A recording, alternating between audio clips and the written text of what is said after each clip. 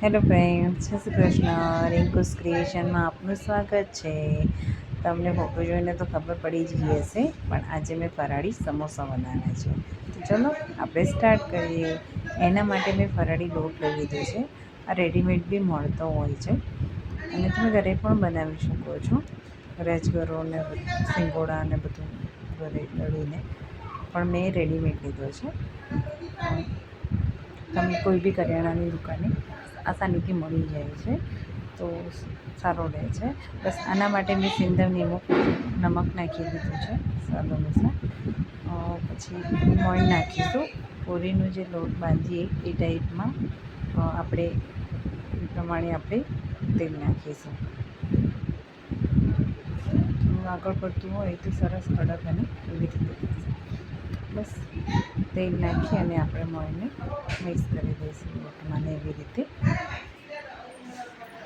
જો આ રીતે મુઠ્ઠી વડા એવી રીતનું તેલ હોય, મોયણું હોય, એ રીતે આપણે તે રીતનું નાખવાનું છે અને આપણે પછી પાણીથી લોટ બાંધી દઈશું. આપણો લોટ તૈયાર થઈ ગયો છે. જો આ રીતે બરાબર.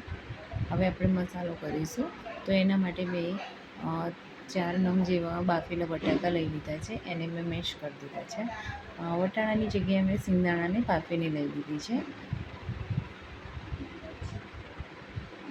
સિંગદાણાને મિક્સ કરીશું. એક અડધી ચમચી જેટલી હળદર નાખીશું.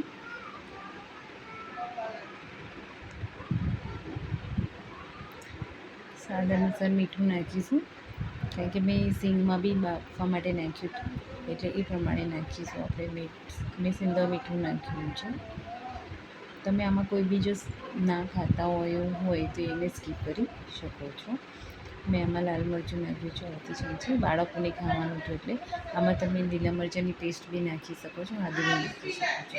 1 ચમચી તલ, 1 ચમચી વરિયાળી અને 1 ચમચી ખાંડ નાખી છે, જેથી અને 1 લીંબુનો રસ નાખ્યો છે, અડધા લીંબુનો રસ, જેથી ખાટો મીઠો સરસ ટેસ્ટ આવે. હવે આમાં આપણે થોડો વઘાર કરી નાખીશું. એના માટે મેં 1 ચમચી તેલ લીધું છે ધારિયામાં. બસ તેલ ગરમ થાય એટલે આપણે એમાં અડધી ચમચી જેટલું જીરું નાખીશું. પિંચ ઓફ હિંગ નાખીશું. જીરું તતરી ગયું છે આપણું. હવે આમાં હિંગ નાખીશું. આપણે લીલા લીમડાના પાન નાખીશું અને ગેસ બંધ કરી નાખીશું. આ વઘારને આપણે મસાલામાં નાખી દઈશું, જેથી આપણો મસાલો કાચો ના લાગે, અને પછી મિક્સ કરી દઈશું. તો આપણો મસાલો રેડી છે. આમાં તમે કોથમીર બી નાખી શકો. મારી પાસે હતી નહીં તો મેં એને સ્કીપ કરી છે. બસ આવી રીતે નાની નાની રોટલી વણી અને વચ્ચેથી કટ કરી નાખીશું. બસ આવી રીતના રોટલી વણી લેવાની છે. થોડી પતલી વણવાની, જેથી સરસ ક્રિસ્પી થાય. બસ હવે વચ્ચેથી આપણે એને કટ લગાવી દઈશું.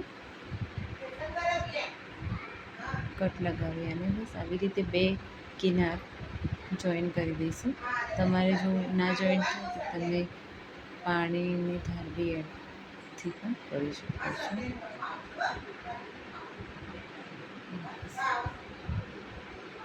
પછી આપણે આમાં મસાલો ફિલ કરીશું અને પછી ઉપરથી આપણે 2 ધારને મિક્સ કરી અને આવી રીતે સીલ કરી દઈશું.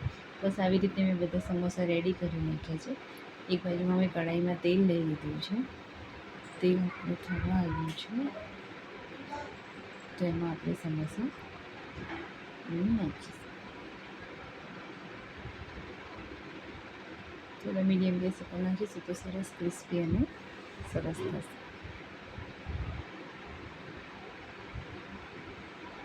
ચારેક નાન જેવું નાખીને આપણે એને તળી દઈશું.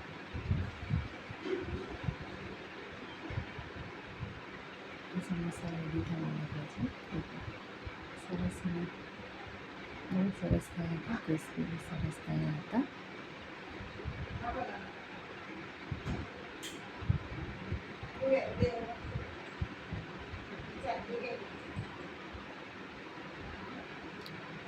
આપણા સમોસા બનીને તૈયાર છે.